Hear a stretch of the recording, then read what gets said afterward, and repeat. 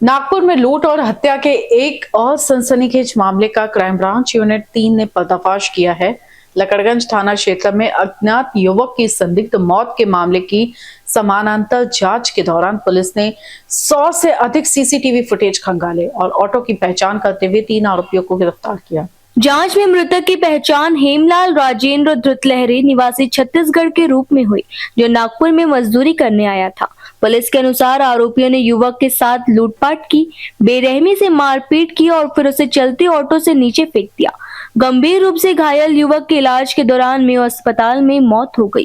Crime branch unit 3 ने तकनीकी साक्ष्यों और सीसीटीवी फुटेज के आधार पर मोहम्मद आसिफ शेख, प्रफुल्ल उर्फ पंप्या चौधरी और मोहम्मद आसिफ उर्फ मोनू को हिरासत में लिया।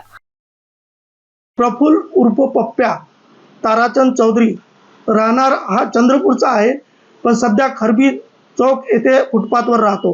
तसेच त्याचा तिसरा साथीदार मोहम्मद आसिफ उर्फ मोनू वल्द मोहम्मद राशिद राहणार ताजबाग सक्करदरा नागपूर असे तिघ खरबी चौक येथे 9-9:30 वाजताच्या दरम्यान दारू पिले। त्यानंतर तिघेही ऑटो घेऊन हे प्रवासी शोधण्याकरता एकत्र फिरत होते। त्या दरम्यान ते आजमशाह चौक येथे आले।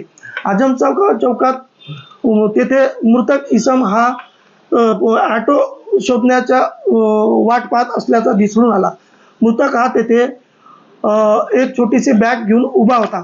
त्यावरून हे तीनही इसम ऑटो घेऊन त्याच्या जवळ गेले व त्याला कुठे जात असल्याची विचारपूस केली। त्याला इतवारी रेल्वे स्टेशनला जात असल्याचे सांगितल्यावरून त्याला ऑटोत बसवले व इतवारी रेल्वे स्टेशन न नेता त्यांनी इतरत्र त्याला फिरवत बसले व त्या दरम्यान ऑटोत बसून त्याला मारपीट केली। मारपीट करताना त्याच्याकडून जे खिशातील 2 ते 2.5 हजार रुपये ते हिसकावले। तसेच त्याच्या बॅग हिसकावली। बॅग हिसकून टेलिफोन एक्सचेंजच्या समोरील चौकात फेकून दिली व त्यासमोर त्याला मारपीट करून घटनास्थळी ढकलून दिले। त्यावरून तो खाली पडला व खाली पडल्याने त्याला डोक्याला इतरत्र ठिकाणी मार लागला व त्याचा मृत्यू झाला।